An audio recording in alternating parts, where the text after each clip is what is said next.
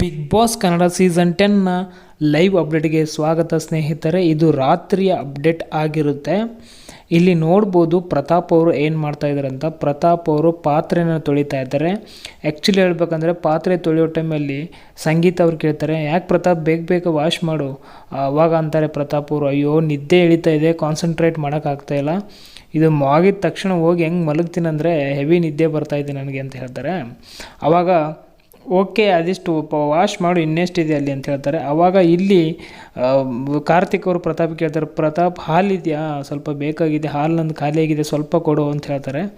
ಇಲ್ಲ ಅಣ್ಣ ನಂದು ಹಾಲು ಖಾಲಿಯಾಗಿದೆ ಅಂತ ಹೇಳ್ತಾರೆ.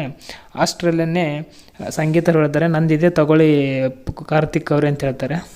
ಆವಾಗ ಸ್ಮೈಲ್ ಮಾಡ್ತಾರಂತಲೇ ಹೇಳ್ಬೋದು ಕಾರ್ತಿಕ್ ಅವರು ಸ್ಮೈಲ್ ಮಾಡ್ತಿದ್ದಾಗ ಪ್ರತಾಪ್ ಕೇಳ್ತಾರೆ, ಯಾಕೆ ಸ್ಮೈಲ್ ಮಾಡ್ತಿದ್ದಾರೆ ಕಾರ್ತಿಕ್ ಅವರೇ ಅಂತಂದಾಗ, ಏನಿಲ್ಲ ಬಿಡು ಗೊತ್ತಾಯಿತು ಅಂತಾರೆ.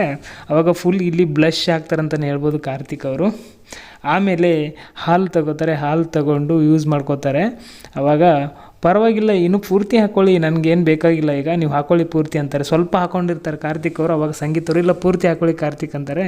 ಆವಾಗ ಇನ್ನಿಷ್ಟು ಫುಲ್ಲು ಅವರಿಗೆ ಒಂಥರ ಖುಷಿಯಾಗುತ್ತೆ ಅಂತಲೇ ಹೇಳ್ಬೋದು.